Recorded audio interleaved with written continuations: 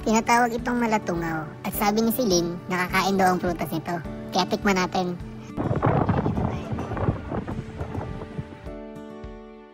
So ito na nga yung bunga ng malatungaw na kay dami dito sa Marlboro Hills sa Sagada. At susubukan natin siyang kainin.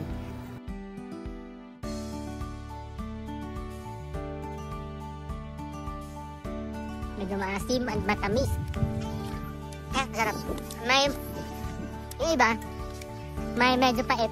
Pero kaya naman, yung iba ay matamis sa niya. Yung iba naman ay medyo matabang na may tamis na hindi mo ma-explain. So, the point is, pag wala kang nakain, kaya na makakain sa wild, yan, pwede mo kainin siya.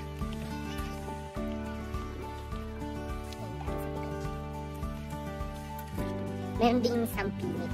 Yung tinatawag namin sampinit. Wild berry. Pero konti lang.